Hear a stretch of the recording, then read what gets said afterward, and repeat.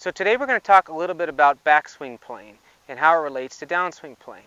So first thing is I usually use an alignment stick for this exercise, but this golf mat is actually terrific for this exercise, so we don't even need that. We'll just throw it away. So usually I use this alignment stick and use a straight line, but you can see the difference between the fairway and the rough formulates a straight line, so we're going to use that. I'm going to take away this golf ball, put it in my pocket for a second. So when we get set up, and I'm going to turn this way so you can see it, I'm facing the hole here. When we get set up, ideally, when you take your backswing, you want to turn back into the proper position. Let's say you're about the 3/4 backswing position when your hands are about sternum height. We call this the L position, okay? You'll notice that my club points somewhere near this straight line. Now, for some of those who don't understand what that is, that's really an extension of your target line. So if you go back and you look at the hole and you draw a line back all the way to the ball, the straight line forms your target line. So our goal here is when we set up, we're going to pretend that the ball is right here on this line there like that, okay? When we set up to this here, our goal here is as we turn back, is to try to turn back and get this to match and point to that line.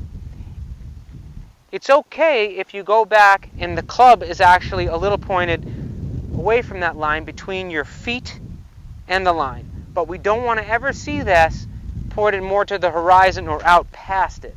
So it's okay when you swing back and you point it to the line, or if the club's a little bit more upright, or we call it steep here, so you can see the extension point somewhere between my feet and that line. So that's going to be our goal. Go at that line or at the target line or a little bit inside the target line up in the air, okay? And a great way you can practice this is just get a tee. Take a tee and stick it in the vent hole on the top of your grip. Get set up here. Swing back and see if you can point that club or that tee to that line, okay? That would be a good starting point here, okay? And like I said, if it's a little bit more upright like this, that's okay. So that's our starting point. We're going to go back and point it. Okay. Now the downswing. One thing amateurs should try to do is try to shallow out the downswing. What I mean by shallow out is that the club head actually comes down and falls a little bit behind the hands. So behind me, you can see it this way. Okay. Versus out this way. So you can see with the tee exercise, as I go here and I point the tee there or a little steeper, okay, what we want to do is we want at the start of the downswing, we want the hands to fall with the shifting of your weight, and you can see the tee actually points out further than the original line.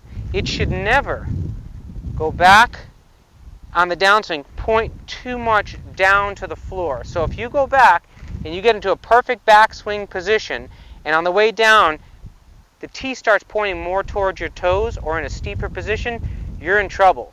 Okay, there's a lot that can happen from here.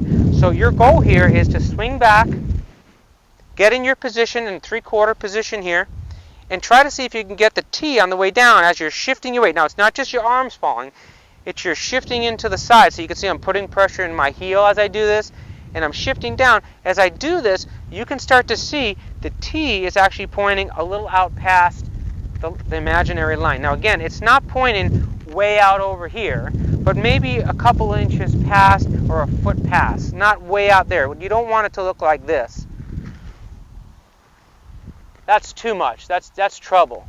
So back, position, let it shallow, and you'll see the tee points out towards the rough area, okay? And then all you're going to do from there, you go back, let it fall with a shift, swing through. So we're really combining two exercises here. Number one, we're getting our position going back with the tee exercise. Then number two, we're going to use this pump exercise. So we go like this. We go one down. So you can see I'm pressing a little bit of weight into my left heel, allowing my arms to fall. So I go 1, 2, swing through 3. Okay, so I'll show it to you this way too. Go to the top. I go 1, and you can see I'm shifting a little bit, and I'm putting pressure into my left heel. So 1, 2, 3. And that's a great way that you can learn how to control your backswing plane and your downswing plane. Now, If you have trouble getting outdoors to do this exercise with your Motivo golf mat, you could do this indoors as well. Just be careful. Now, you just pretend and imagine that this edge, this line right here, is where your wall and your floor meet. Okay? What you can do is you can still get a club and put a tee in it, step to the edge of the wall like this, choke down a little bit and start with the club a little bit in the air. Okay? Now, I would say take an extra step back away from the ball just so you don't hit it, and do this in slow motion. Don't do it at full speed.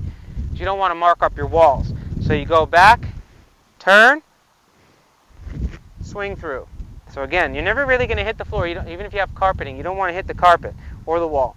So turn back, point the club, go 1, 2, 3.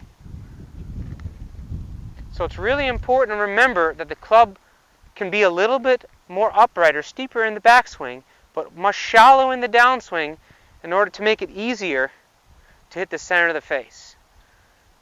So next time you're having trouble with your contact, you feel like you're slicing the ball out or hitting some big pulls for a right-handed golfer, or you're taking really big divots, try this exercise with the tee and the pump drill. Thanks for tuning in. See you next time.